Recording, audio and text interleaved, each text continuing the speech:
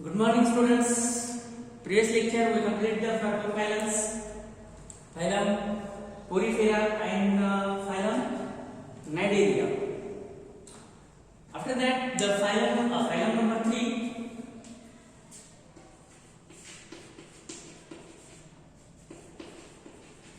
phylum Ctenophora. याच्या अगोदरच्या तासाला आपण फायलम पोरिफेरा बघितला, ज्याच्यामध्ये पोल्स असणारे ॲनिमल बघितले. नायडेरिया फायलम बघितला. त्या नायडेरिया फायलम मध्ये बघितलं आपण की नायडोब्लास्ट असतात, त्याच्यामुळे त्याला नायडेरियन हे नाव पडलेलं आहे. त्याच्यानंतर फायलम टिनोफोरा. आता हे फायलम टिनोफोरा याचा जर अर्थ बघितला आपण तर टिनो का मतलब होता है कोंब आणि फोरा का मतलब होता है बेरिंग. कोंब असणारे प्राणी किंवा कोंब असणारे प्राणी या वर्गामध्ये घातलेले आहेत. It is commonly also called as a कोंब जेली और सी वॉलनट किंवा याला कॉमनली सी वॉलनट सुद्धा म्हणतात आणि कोंब जेली सुद्धा म्हणतात.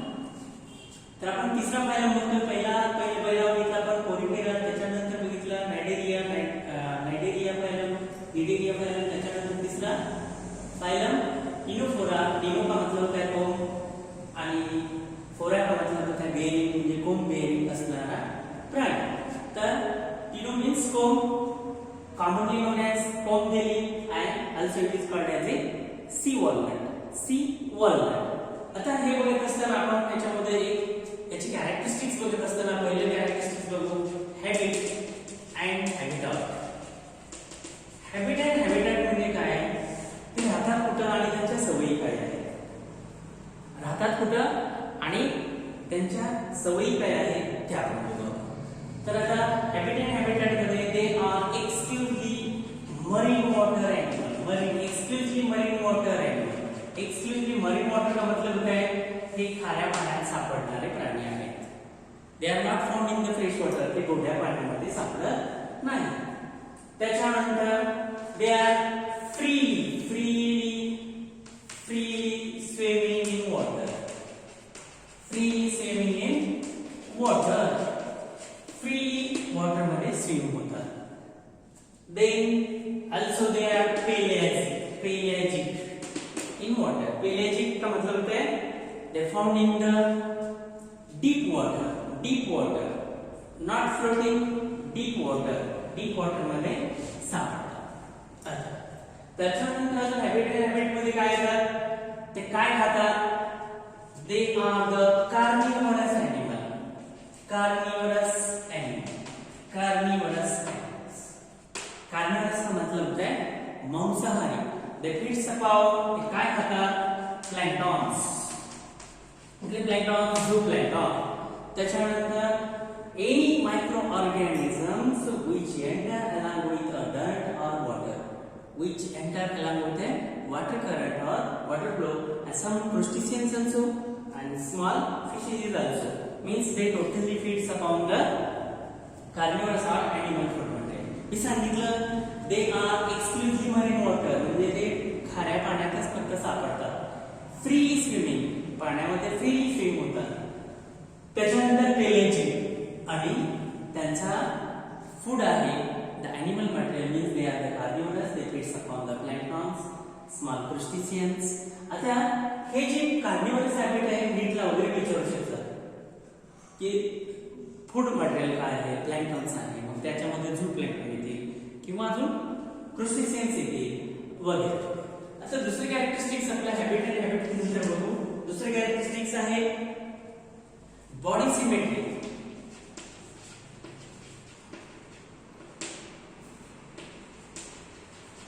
Body symmetry is the radial symmetry.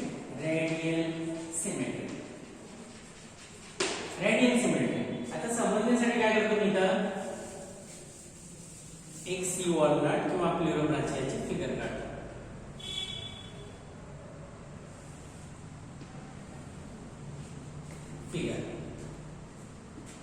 Figure काढण्यासाठी एक गोल काढलेला आहे. या गोल मध्ये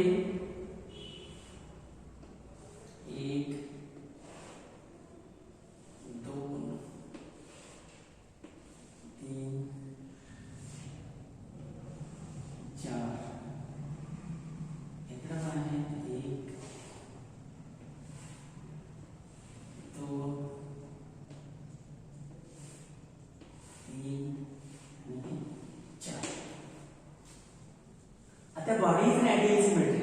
म्हणजे the body which divided into two equal parts, the axis or the plane are cut into the central axis.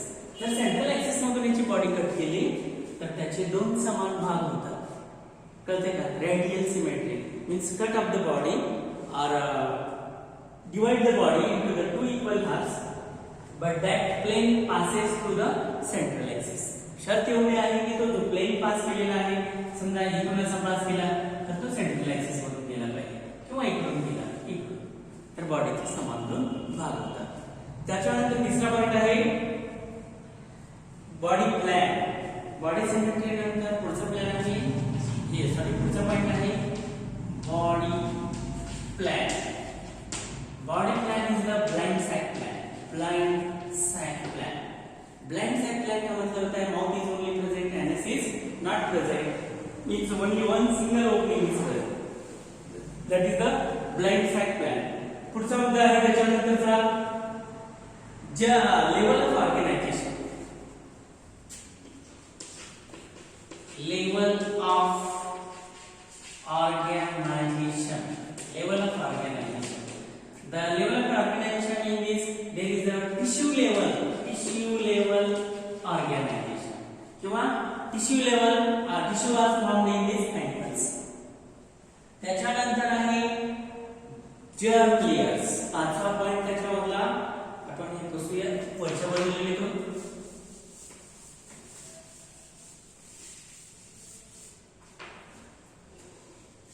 Number 5 point germ layer.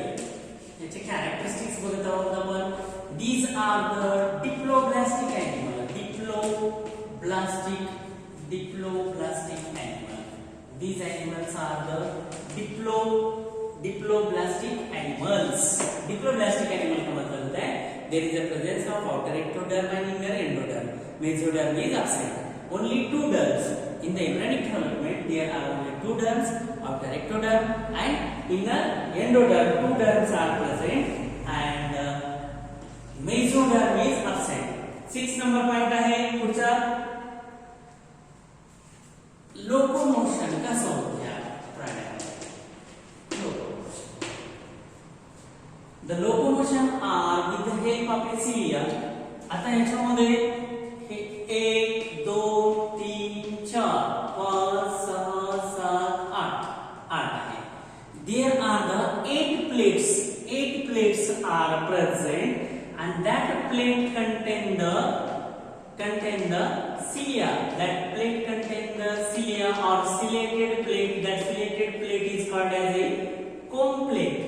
त्याच्यामध्ये जे हे 8 प्लेट आहेत त्या 8 प्लेट वर काय आहे these contain the rows of cilia. cilia म्हणजे काय तुम्हाला आपल्या हातावर लहान केस असतात, लव असते, त्या लव सारखे हे cilia आहे. these cilia the 8 comb plate. He comb plate आहे.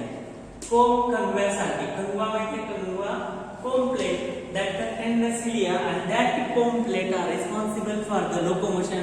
locomotion का मतलब होता है एका ठिकाणावरून दुसऱ्या ठिकाणी जाण्यासाठी त्याला ह्या comb plate मदत करतात. there are the 8 comb plate. on them there is a rows of cilia and that rows of cilia are responsible for the locomotion. म्हणजे त्या प्राण्याच्या बॉडीवर 8 कोम प्लेट आहे. त्या 8 कोम प्लेट मध्ये जे सिलिया आहेत या सिलियाच्या मदतीने लोकोमोशन होतं. पुढचा 7वा पॉइंट त्याचे कॅरेक्टरिस्टिक्स बघतोय आपण. 7वा पॉइंट आहे त्याच्यामधला बॉडी वॉल. याची बॉडी वॉल कशी आहे.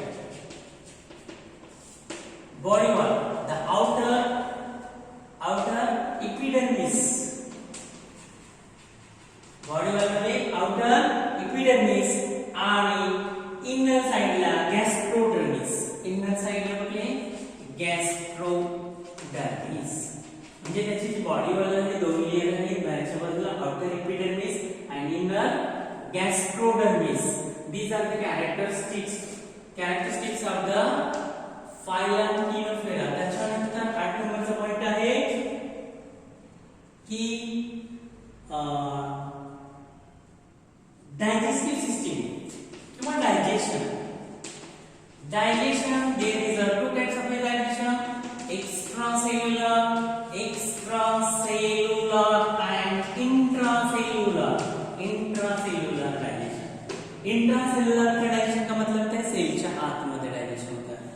समजा ही एक सेल आहे, या सेल मध्ये जे मॅट्रिक्स असतात लायसोसोम, हे लायसोसोम त्याला डायजेस्ट करतात आणि एक्स्ट्रा सेल्युलर सेलच्या बाहेरचं असलेलं digestion, extra cellular and intracellular digestion is present. Both type of digestion is present.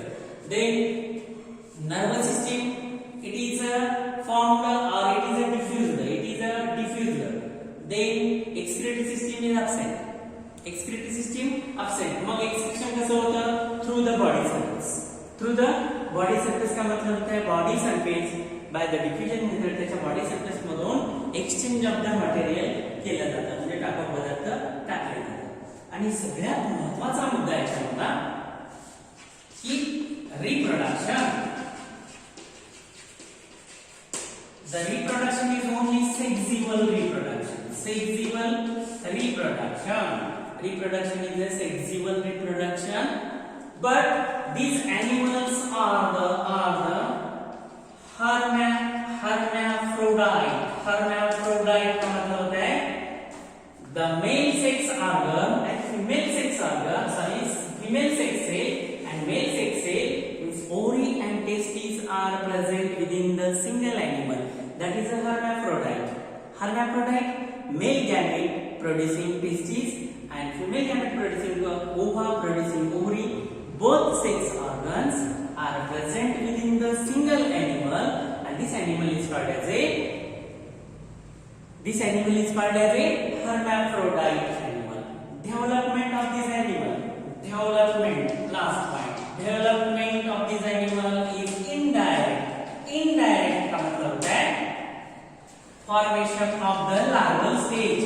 Formation of the larval stage. त्याच्यामध्ये larval stage form होते and direct पडलं they give the directly birth to the young ones. Directly the larval stage CDPD larva. हा महत्त्वाचा point आहे, नीटसाठी वगैरे विचारतात. CYDDIPIDI CDPD larva is formed.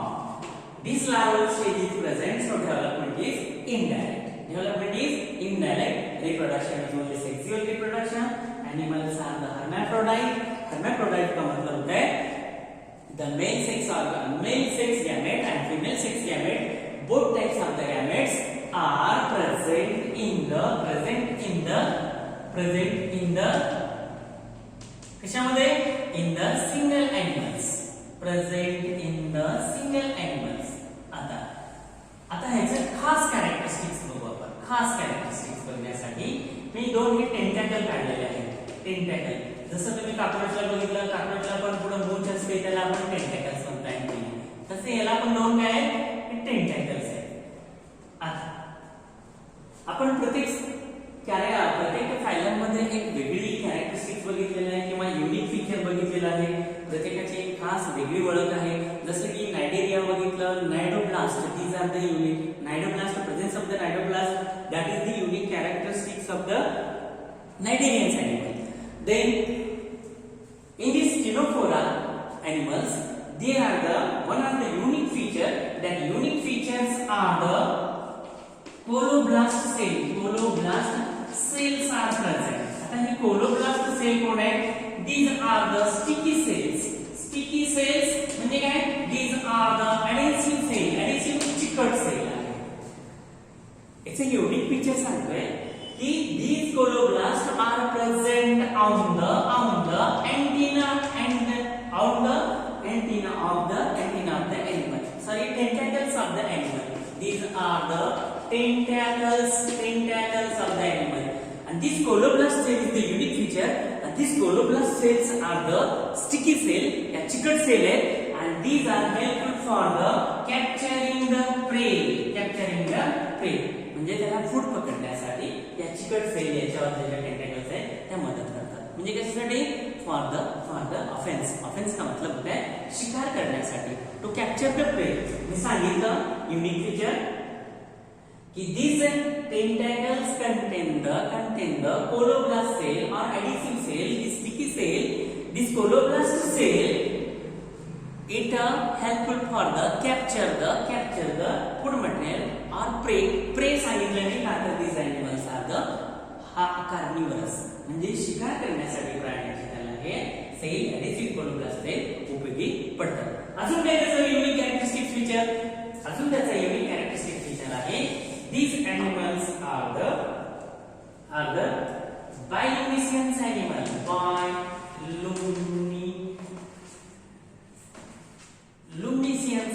Bioluminescence animal means in that animal there are the photocells are present.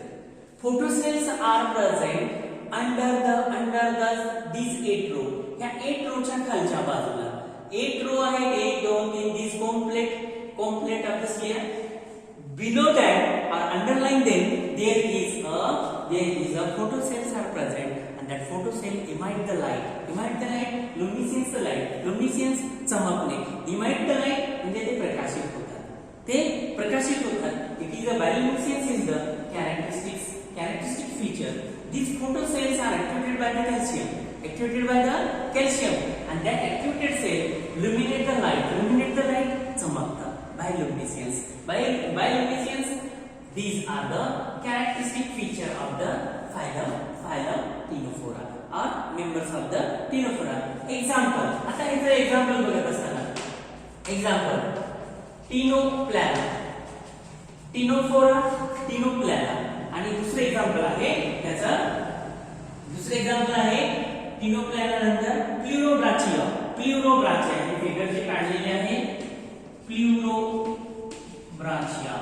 In this phylum there are the few members का मतलब होता है या phylum मध्ये कमी मेंबर आहेत म्हणून this phylum belong to the minor phylum का मतलब होता है कमी संख्या असणारे हा छोटा फायलम आहे.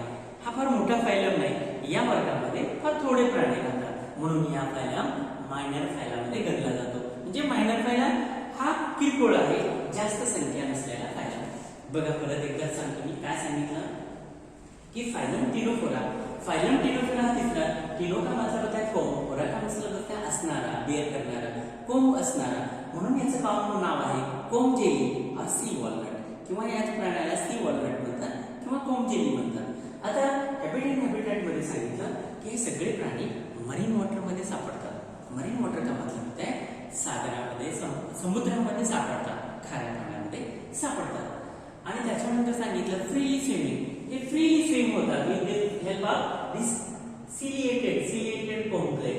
या कॉम्प्लेटने हे फ्रीली मूव्ह होतात लोकोमोशन होतं. पेलॅजिक आणि दुसरी गोष्ट सांगितली त्याच्यामध्ये की त्याच्यामध्ये कार्निवरस एनिमल आहेत. कार्निवरस का मतलब होता है त्याच्यामध्ये सगळे प्राणी मांसाहारी आहेत. दे फीड्स अपॉन द प्लॅंक्टन झूप्लॅंक्टन. crustaceans खातात. Small fishes is also and microorganism which enter along the current of water or पाण्याच्या प्रवाहासोबत जे प्राणी त्याच्यात येतात ते सगळे हे खाऊन टाकतात. आता कशाने खाऊन टाकतात? On the presence of this tentacle, there are the chloroplasts are present and that chloroplast are the adhesive cell. Adhesive cell चिकटणारी. त्याला एकदा प्राणी चिकटल्यानंतर ते त्याला खातात. म्हणजे this chloroplast or sticky cell or adhesive cell, these are helpful for the ते त्याला उपयोगी पडतात. कशासाठी? शिकार करण्यासाठी त्याला त्याच्यामध्ये ते उपयोगी पडतात. आता हे बायोलुमिनेसेन्स जे आहे ते बायोलुमिनेसेन्स मध्ये सांगितलं photocells are present and photocells are activated with the help of the calcium. These cells या कॉम्प्लेक्सच्या खालच्या बाजूला प्रकट. ती बायोलुमिनेसेन्स म्हणजे हे चमकणारे आहेत, अंधारामध्ये प्रकाश इमाइट्स करणारे. They emit the light in the dark water because they are the pelagic. ते पेलॅजिक आहे, खोल पाण्यात राहतात. कळते का? त्याच्यामुळे त्यांना लाईटची गरज पडते. So they are the light emitting organs, that is the bioluminescence organs. These are the unique feature. त्याच्यानंतर सांगितलं बॉडी वॉल सांगितली, आउटर एपिडर्मिस, मधल्या बाजूला गॅस्ट्रोडर्मिस. त्याच्यानंतर सिमेट्री मध्ये सांगितलं रॅडियल सिमेट्री. या प्राण्याची पोटोटली मधून कट घेतला तर 2 समान भाग होतात, पण शर्त एवढी आहे की तो कट सेंटर मधून गेला पाहिजे. That is the radial symmetry. त्याच्यानंतर सांगितलं डायजेशन मध्ये extra cellular, intracellular digestion. Reproduction मध्ये सांगितलं सेक्सुअल रिप्रोडक्शन. आणि सगळे प्राणी हर्मॅफ्रोडाइट आहेत. हर्मॅफ्रोडाइट का मतलब होता है the male reproductive gonad and female reproductive gonad both are present with in the single animal. एकाच प्राण्यामध्ये टेस्टिस पण प्रेजेंट आहे, ओव्हरी पण प्रेजेंट आहे. Both sex eggs are ones where both sex gonads are present. That is the hermaphrodite. Hermaphrodite दोन्ही पण sex gamete किंवा sale असलेल्या सेल आहेत. डेव्हलपमेंट सांगितली इनडायरेक्ट आहे. डायरेक्ट नाही. डायरेक्ट कधी म्हणायचं? when they give directly birth to the egg one as like the mammals. इथे लार्वल स्टेजेस आहेत. सीडीपीडी नावाचा लार्वा याच्यामध्ये डेव्हलप होतो. त्याच्यानंतर हा प्राणी डेव्हलप होतो. म्हणजे there are the larval stages are present. Larval stages are present in the phylum Ctenophora. कळलं? ओके. आता पुढचा फायलम बघू. थांबा.